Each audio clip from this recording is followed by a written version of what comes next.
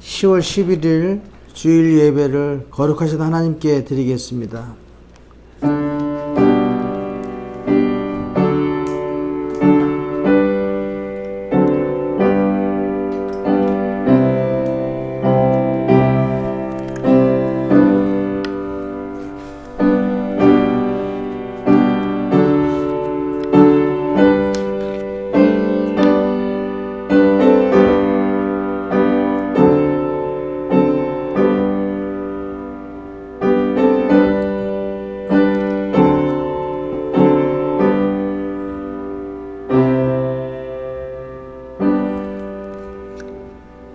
여호와는 위대하시니 지극히 찬양할 것이요 모든 신들보다 경외할 것이며 만국의 모든 신들은 우상들이지만 여호와께서는 하늘을 지으셨음이로다. 존귀와 위엄이 그의 앞에 있으며 능력과 아름다움이 그의 성소에 있도다. 에베네셀 하나님, 오늘 여기까지 우리를 인도하여 주신 은혜에 감사를 드립니다. 하나님께서는 매일 매 순간 우리와 함께 하셨고 우리의 연약한 손을 잡아주셨으며 우리의 발이 실족할 때 일으켜 주셨나이다.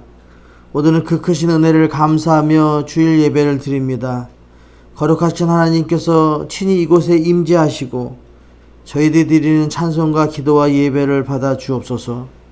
주님을 앙망하며 은혜를 사모하는 자녀들을 기억하시고 하늘의 신령한 은사를 채워 주옵소서.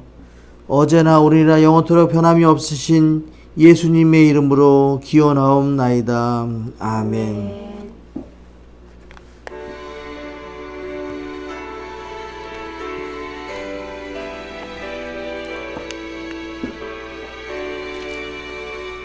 하늘에 가득 찬 영광의 하나님, 온 땅에 충만한 존귀하신 하나님, 생명과 빛으로 지혜와 권능으로 언제나 우리를 지키시는 하나님, 성부와 성자와 성령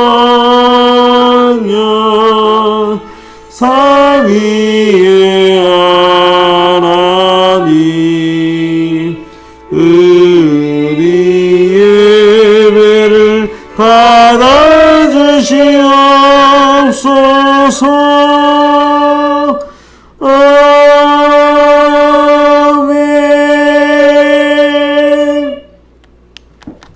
성시교독은 48번 시편 106편 말씀입니다.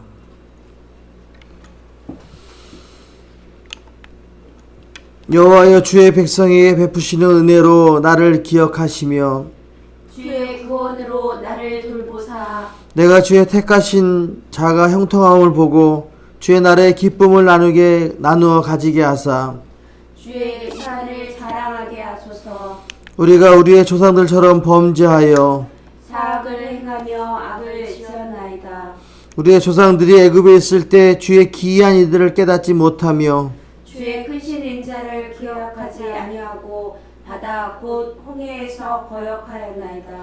그러나 여호와께서는 자기의 이름을 위하여 그들을 구원하셨으니 그의 큰 권능을 만인이 알게 하려 하심이로다.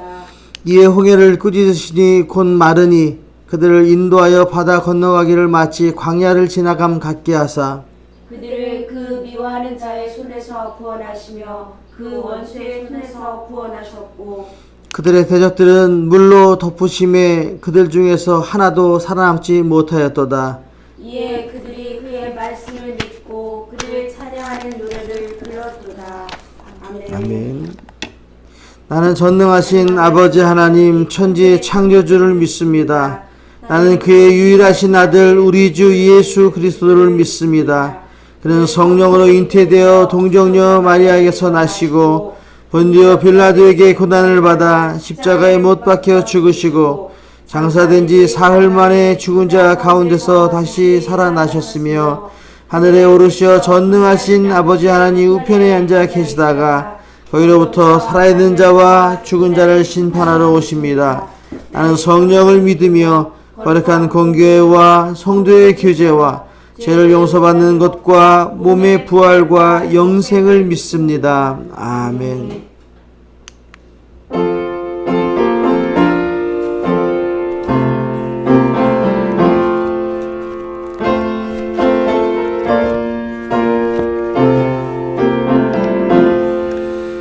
너 성결케 위해 늘 기도하며 너 주 안에 있어 늘 성경 보고 온 형제들 함께 늘 사귀면서 일하기 전마다 너 기도하라. 너 성결케 위해 내 머리 숙여 주 은밀히 계신 내 주께 빌라. 주 사귀어 살면 주 닮으리니 널 보는 이마다 주 생각하리. 너 성결케 위해 주 따라가고 일 다급하여도 방황치 말고 참 즐거울 때나 또 슬플 때나 너 주님만 믿고 늘 따라가라. 너 성결케 위해 늘 기도하며 내 소원을 주께 다 맡기어라. 너 성령을 받아 주 섬겨 살면 저 천국에 가서 더 잘 섬기리.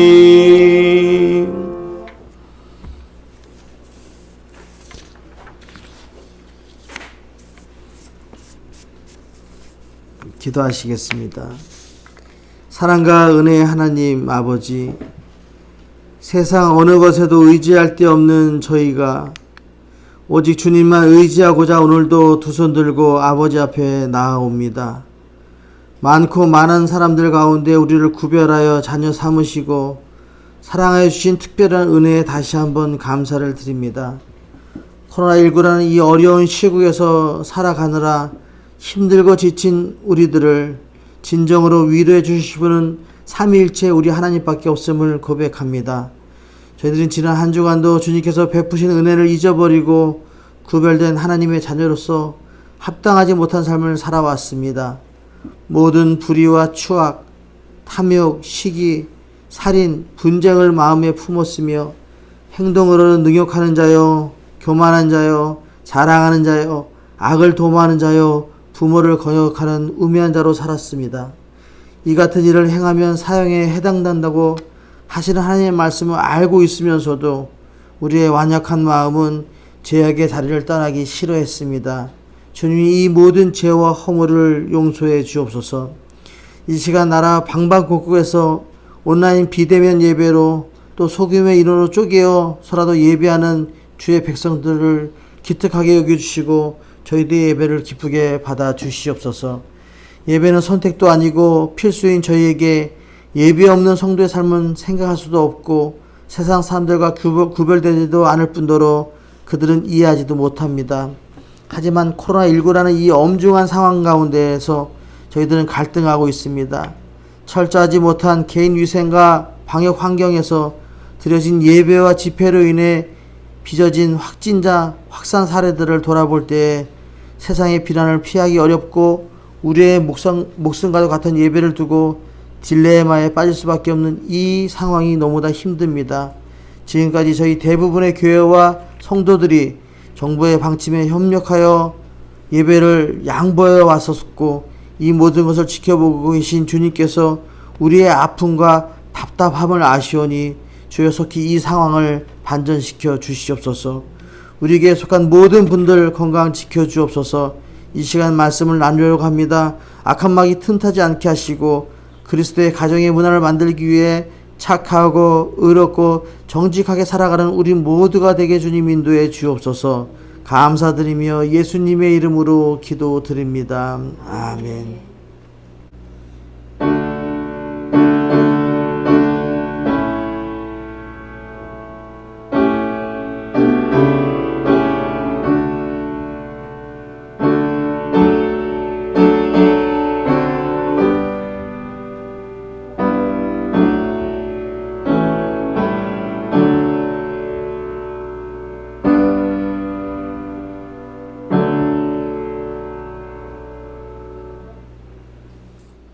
그리스도인 가정의 문화.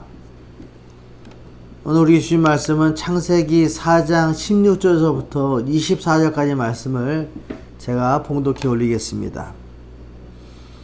가인이 여호와 앞을 떠나서 에덴 동쪽 노 땅에 거주하더니 아내와 동침함에 그가 임신하여 에녹을 낳은지라. 가인이 성을 쌓고 그의 아들의 이름으로 성을 이름하여 에녹이라 하니라. 에녹이 이랏을 낳고 이랏은 무흐야엘을 낳고 무흐야엘은 무드사엘을 낳고 무드사엘은 라멕을 낳았더라. 라멕이 두 아내를 맞이하였으니 하나의 이름은 아다요 하나의 이름은 실라였더라. 아다는 야발을 낳았으니 그는 장막에 거주하며 가축을 치는 자의 조상이 되었고 그의 아우의 이름은 유발이니 그는 수금과 퉁소를 잡는 모든 자의 조상이 되었으며 신라는 두발 가인을 낳았으니 그는 구리와 새로 여러 가지 기구를 만드는 자요 두발 가인의 누이는 나아마였더라. 라멕이 아내들에게 이르되 아다와 실라여 내 목소리를 들으라. 라멕의 아내들이여 내 말을 들으라. 나의 상처로 말미암아 내가 사람을 죽였고 나의 상함으로 말미암아 소년을 죽였도다. 가인을 위하여는 벌이 7배일진데 라멕을 위하여는 벌이 77배이로다. 아멘. 10월 17일이 문화의 날입니다. 문화라고 얘기하면 자연 상태에서 벗어나 삶을 풍요롭고 편리하고 아름답게 만들어 가고자 사회 구성원에 의해서 습득, 공유, 전달되는 행동 양식이다라고 사전에 명시되어 있습니다. 또 두 번째는 높은 교양과 지식 또는 세련된 아름다움이나 우아함, 예술풍의 요소 따위와 관련되는 일체의 생활 양식이다. 또 세 번째는 현대적 편리성을 갖추는 생활 양식의 총체다. 그러니까 문화를 한마디로 얘기하면 자연을 이용해서 이상적인 생활을 만들기 위해는 정신적인 행동과 모든 생활 양식을 통틀어서 문화라고 얘기할 수 있다라고 그렇게 사전적인 의미가 있습니다. 문화는 어두운 세상을 개화하며 살기 좋게 만드는 것입니다. 예를 들어서 옛날에는 김치독을 우리가 땅을 파서 묻었습니다. 근데 이제는 김치 냉장고 안에 김치를 보관합니다. 또 옛날에 추석에 갈 때는 귀성전에 서울역 앞에서 이불을 깔고 그 전날 가서 밤새워서 표를 구해서 기차 타고 가는 것이 대부분의 사람들이었습니다. 그런데 이제는 자기 차 몰고 갑니다. 이렇게 모든 문화가 편리해졌으면서 문화가 많이 바뀌는 모습을 보게 됩니다. 한국의 경로당의 문화가 세계적으로 유명합니다. 그래서 이 한국의 경로당의 문화를 통해서 일본 사람들이 경로당 문화를 배워갔습니다. 왜냐하면 노인 시대에 살면서 고령화 시대 살면서 우리가 어떻게 하면 살아갈 수 있을까라고 주위 나라를 살펴보니까 한국이라는 나라의 경로당 문화가 너무도 좋더라는 거예요. 그래서 이 경로당 문화를 배워갔습니다. 모든 마을 사람들이 모여서 이야기도 나누고 또 그래서 이 소외된 노인들이 소외감을 느끼지 않고 서로 공동체적인 의식을 가지고 살아가는 모습이 너무 아름답다. 그래서 일본이 벤처마킹 해가지고 가지고 왔습니다. 그래서 일본은 시니어 살롱이라는 것을 문화로 만들었고, 그렇게 문화를 만들어서 어른들이 모여서 문화적인 것도 배우고 교육하고 이렇게 사회적인 관계를 갖게끔 하는 그 살롱 문화가 발전하면서 오히려 우리나라 경로당보다는 일본의 시니어 살롱이 또 확대됐고 또 지자체가 도움을 주면서 이렇게 발전된 모습을 보게 됩니다. 우리나라 경로당을 가지고 시니어 살롱을 만든 일본이 지금 성공하고 있는데, 오히려 우리는 경로당이라 그래서 어른들이 가지도 않고 노인정이라 그래서 이름이 있어서 가지도 않는다고 그렇게 얘기합니다. 많은 노인학자들이 이렇게 얘기합니다. 노인정이란 경로당 이름부터 바꿔야 된다. 그리고 개신교나 모든 종교단체들이 이렇게 시니어 클럽을 만들어서 사람들을 모으게 하면 지자체가 도움을 주는 방향으로 바뀌어야 되지 않느냐라고 얘기하는 모습을 보게 됩니다. 이렇게 문화가 지금 계속 변하고 있다는 것을 우리가 알게 되고, 문화를 통해서 많은 사회적인 문제들을 해결해야 된다고 그렇게 대부분이 얘기하고 있습니다. 오늘 본문 말씀에 보면 가인은 에덴 동쪽의 놋 땅에서 거주하면서 가인의 문화를 만들었습니다. 가인의 자손 중에서 야발이라는 사람은 양을 치는 목자의 직업과 그 목축업의 문화를 만들었습니다. 유발은 수금과 퉁소를 잡고 노래하면서 연주하는 연예인의 문화를 만들었습니다. 두발 가인은 동철로 기계를 만드는 장인의 문화를 만들었습니다. 이렇게 서로 다 문화를 만들고 살았는데, 이 가인의 문화의 결정적인 특징은 뭐냐면 서로 싸우는 문화를 만들었다는 겁니다. 결국은 많은 사람들이 문화를 만들었지만 그 싸우는 문화 속에서 소년이 죽고, 그래서 많은 사람들이 벌을 받게 되었다라고 그렇게 기록하고 있습니다. 23절에 나의 상처로 말미암아 내가 사람을 죽였고 나의 상하로 말미암아 소년을 죽였도다. 많은 문화를 만들었지만 우리들의 문화는, 가인들의 문화는 서로 싸우고 죽이는 문화였다. 그래서 24절에 가인을 위해서는 벌이 7배, 라멕을 위해서는 벌이 77배라고 그렇게 기록하고 있습니다. 이렇게 사람들이 어떤 문화를 만드냐에 따라서 세상은 싸우는 문화가 되느냐, 그렇지 않은 문화가 되느냐를 갈릴 수 있다고, 분류할 수 있다고 그렇게 성경은 이야기하고 있습니다. 그래서 우리가 이 세상을 살아가면서 그리스도인의 가정 문화를 어떻게 만들어야 되느냐라는 제목으로 말씀을 나누면서 하나님의 법으로 문화를 만들어야 된다. 하나님의 영광으로 문화를 만들어야 된다. 거룩한 생활로 그리스도의 가정의 문화를 완성해야 된다는 말씀을 나누면서 은혜를 기다리려고 합니다. 첫 번째, 하나님의 법으로 문화를 만들어라. 그리스도의 가정의 문화는 하나님의 법으로 문화를 만들어야 됩니다. 우리가 너무도 잘 아는 여호수아의 가정을 보면 여호수아 24장 15절에 이렇게 얘기합니다. 이스라엘의 많은 지파들을 다 모아놓고 분명히 말합니다. 나와 내 집은 여호와만을 섬기겠노라 라고 얘기하면서 우리 가정의 기준은 하나님의 말씀이다. 나와 내 집은 그 기준으로 섬기면서 하나님을 섬기면서 살겠다라고 딱 선을 긋습니다. 그리고 너희들이 보기에 이 나의 모습이 좋아 보이거든. 너희들 가정마다 하나님을 중심으로 한 문화를 만들고, 이것이 좋아 보이지 않으면 애굽의 신이던가 아모리 신이던가 너희가 섬길 신을 오늘 택해라 라고 말씀하시면서 여호수아는 나는 분명하게 하나님의 법으로만 나의 가정을 만들겠다라고 얘기하는 모습을 우리가 너무도 잘 알고 있습니다. 이런 모습이 그리스도의 문화의 가정을 만듭니다. 아브라함의 가정도 마찬가지입니다.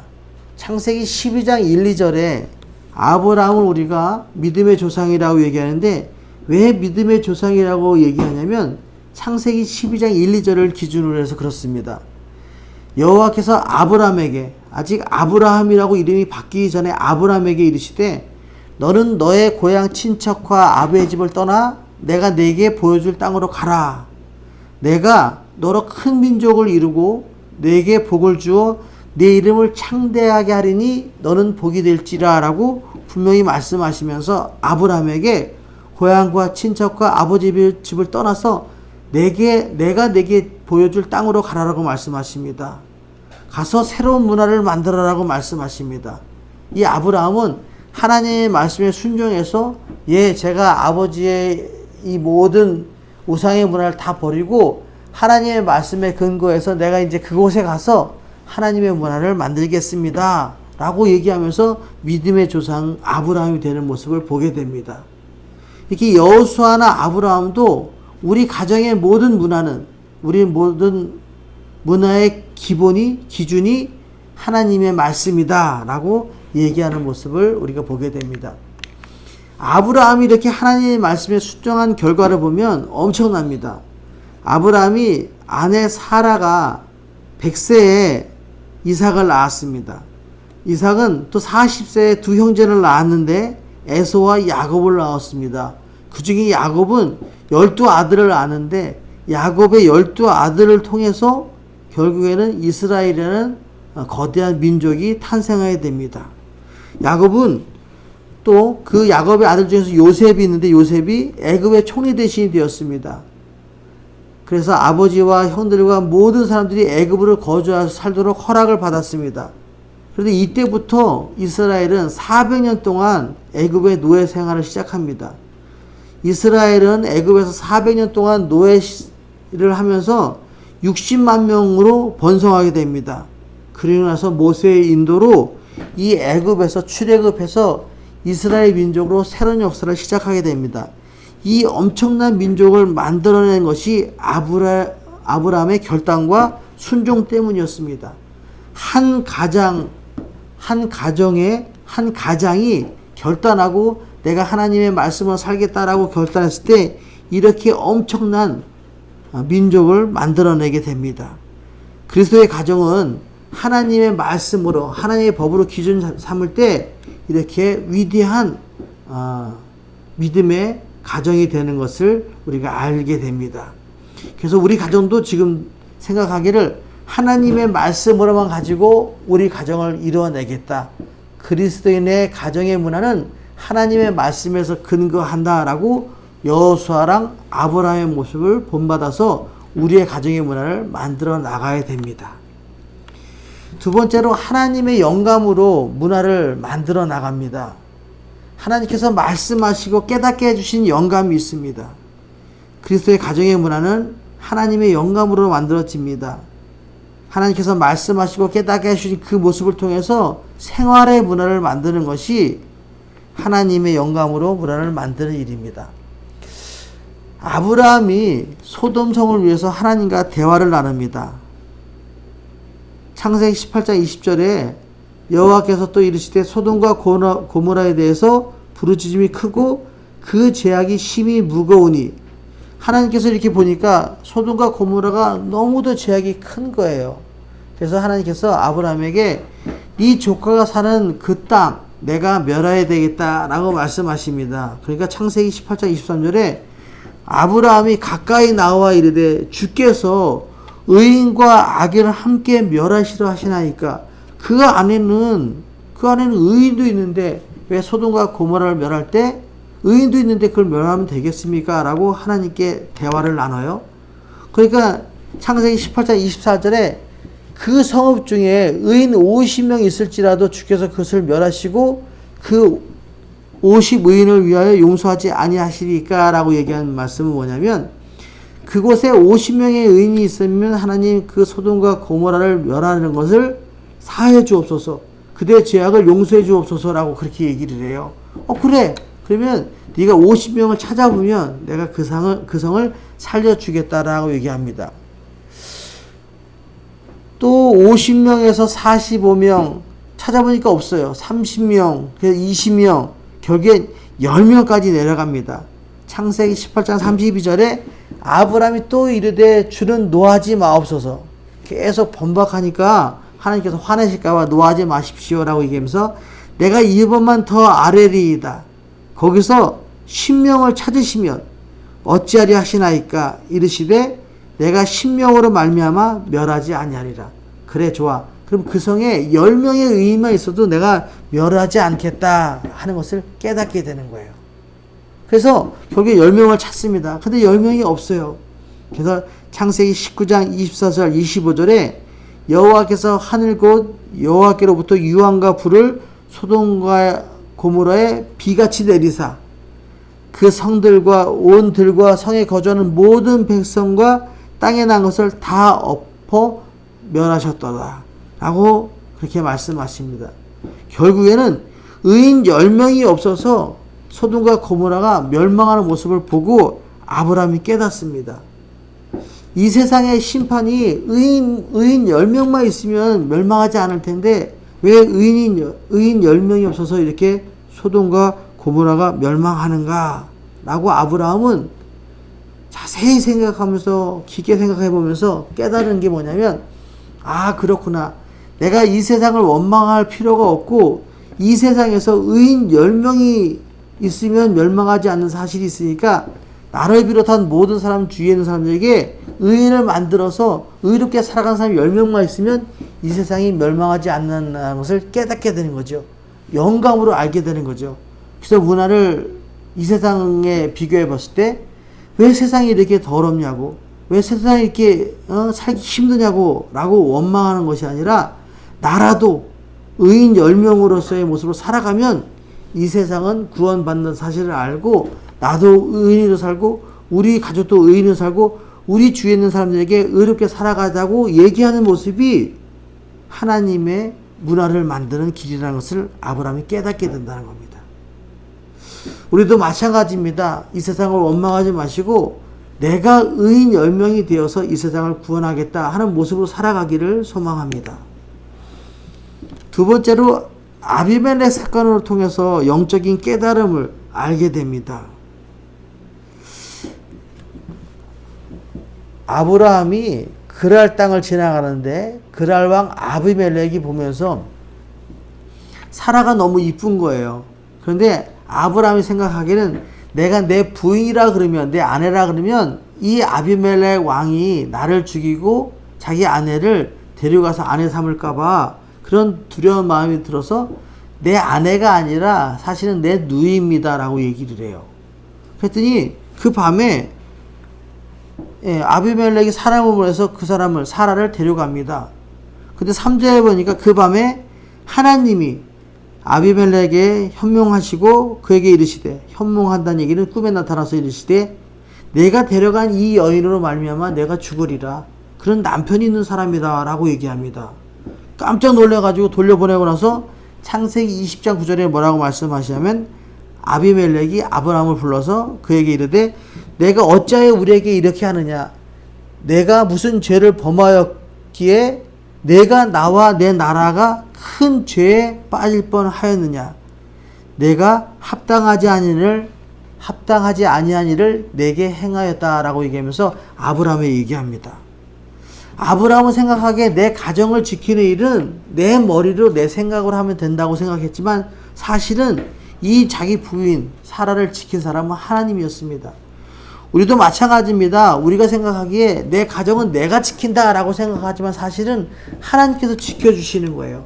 아브라함은 이것을 영적으로 깨달았어요. 아, 내가 내 아내와 내 가정을 내가 지키는 거다라고 생각하는데 그것이 아니라 하나님께서 지켜주시는구나 라는 것을 깨닫게 된 거예요.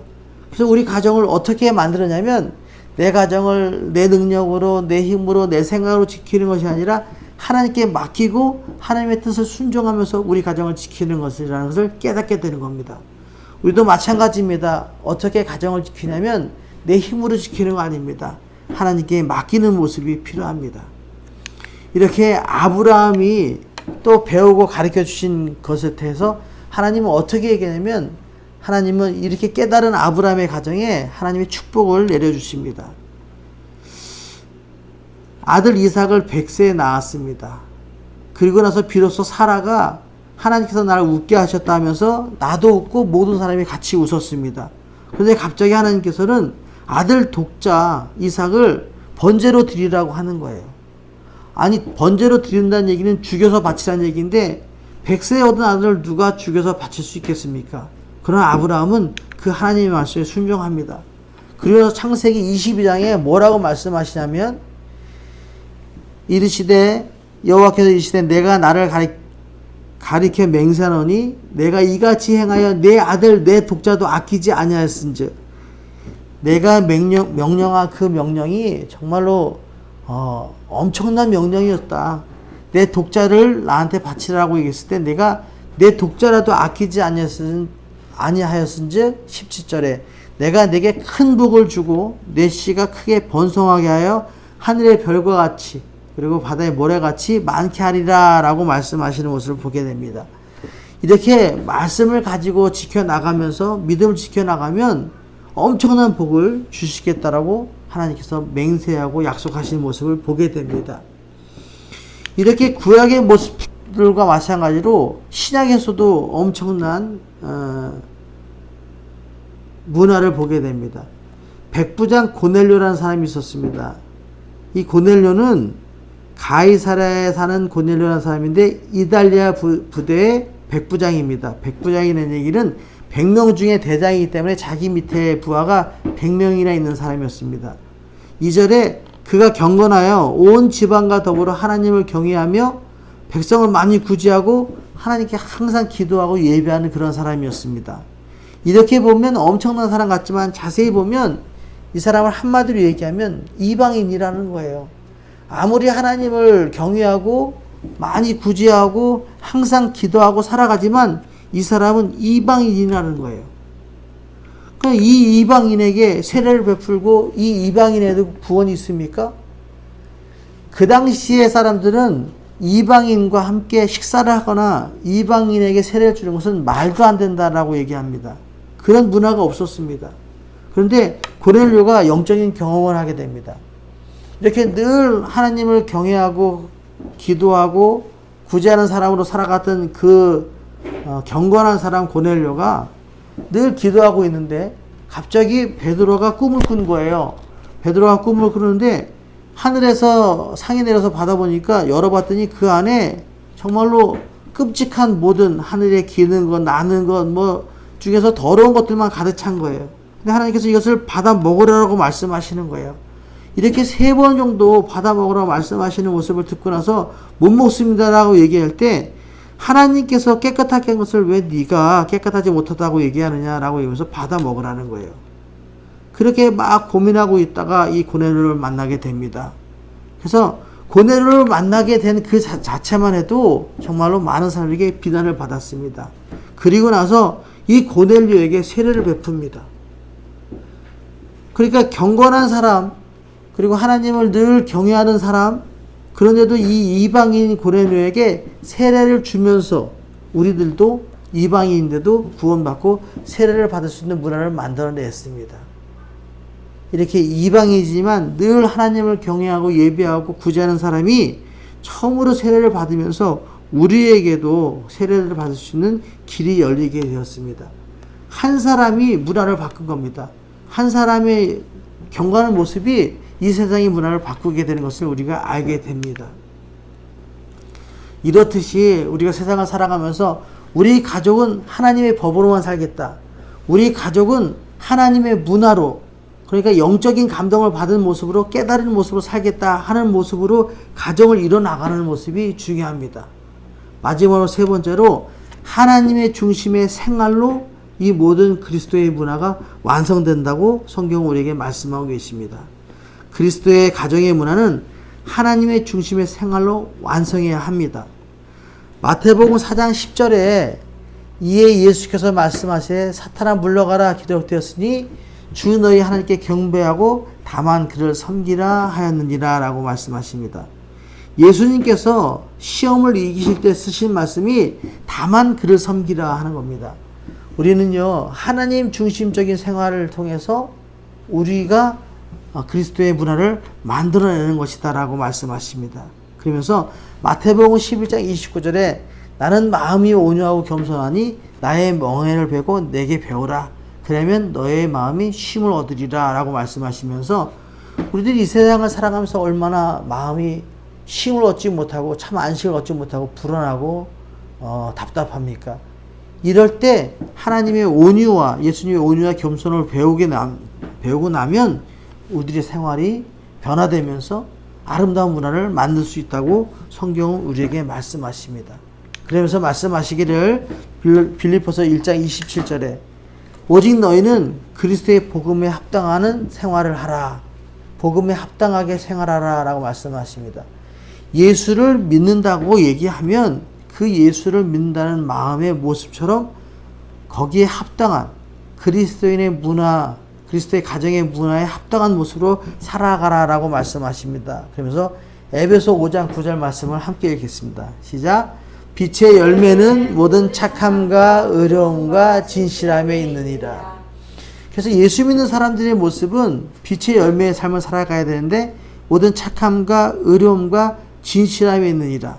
이 말을 그냥 구어로 얘기하면 이렇습니다. 착하게, 의롭게, 진실하게. 2020년 밀란이라는 영화가 굉장히 많이 이슈가 되고 있습니다. 왜 그러냐면 그 영화에 보면은 그 여성이 나오는데 각 오랑캐가 침입해가지고 각 가정마다 한 사람의 남자씩 착출해서 군대를 만들어야 되는데 정말로 그 군대가 위대한 군대가 됩니다. 그때 그 군대의 모토가 이겁니다. 용감하라, 충성하라, 정직하라. 이렇게 세 개를 가지고 무술을 연습하면서 이방인, 오랑캐들을 무찔러 이기는 군대를 만듭니다. 그런데 이 주인공이 여자입니다. 그 가정에 남자가 없어서 여자가 나가게 되는데 용감하라. 그러면 용감합니다. 충성하라. 할 수 있습니다. 그런데 맨 마지막에 정직하라가 계속 마음에 걸리는 거예요. 그래서 자기가 여자이기 때문에 여자를 숨기고 남장을 하고 오는 모습이 정직하라가 마음에 걸려서 결국에는 머리를 풀어 헤치고 나 여자다 라고 얘기하면서 용감하라, 충성하라, 정직하라 이 세 가지 모토로 나가서 오랑캐들을 무찔러 이깁니다. 이 내용이 밀란이라는 디즈니의 애니메이션을 그 영화한 그런 영화입니다. 거기서 얘기하기를 뭐라고 얘기하냐면 용감하라, 충성하라, 정직하라 이 세 가지를 가지고 마음에 새기고 살았습니다. 우리 그리스도인의 가정의 문화에서 제가 만약에 그렇게 세 가지로 딱 정리한다면 착하게, 의롭게, 진실하게 이렇게 그리스도의 문화를 만들어야 된다고 생각합니다. 이것이 성경에서 우리에게 주신 말씀입니다. 가정에서는 이 모습을 가지고 착하게, 의롭게, 진실하게 문화를 만들고 교회에서도 착하게, 의롭게, 진실하게 문화를 만들어 나가면 이 세상이 아름다운 기독교의 문화로 선한 영향을 미치는 아름다운 세상이 될 줄로 믿습니다. 이렇게 하기 위해서 오늘도 착하고 의롭게 진실하게 세상에 예수님의 사랑을 전하며 승리하는 저와 여러분의 삶이 되시기를 예수님의 이름으로 축원합니다. 기도하겠습니다. 사랑과 은혜의 하나님 아버지 감사합니다. 세상에 많은 문화가 있는데 세상의 문화는 결국에는 서로 가인의 후손들처럼 죽이는 문화가 될 것입니다. 그러나 우리 기독교인들의 문화는 다릅니다. 우리 기독교인들의 문화를 가지고 가정을 이루고 교회를 이루고 사회를 이루어 세상에 선한 영향력을 끼치는 우리 모두가 되게 주님 인도해 주옵소서. 하나님의 법으로 문화를 만들고 하나님의 영감으로 문화를 만들고 하나님 중심으로 생활해서 그 문화를 완성하게 주님 인도해 주옵소서. 착하게 의롭게 진실하게 살아가는 우리 모두가 되어 가정과 교회와 지역사회에 하나님의 사랑을 전하는 우리 모두가 되게 주님 인도해 주옵소서. 감사드리며 예수님의 이름으로 기도드립니다. 아멘. 지금은 우리 주 예수 그리스도의 은혜와 하나님 아버지의 무한하신 사랑과 성령의 감화 감동 역사 교통하심이 착하게 의롭게 진실하게 하나님의 문화를 만들고 삶으로 완성해 하나님께 영광 돌리는 삶을 살고자 결단하며 세상으로 나아가는 여기에 모인 모든 주님의 자녀들과 그들의 가정과 경한 비전교회 위에 영원히 함께 하시기를 예수님의 이름으로 축원하옵나이다. 아멘.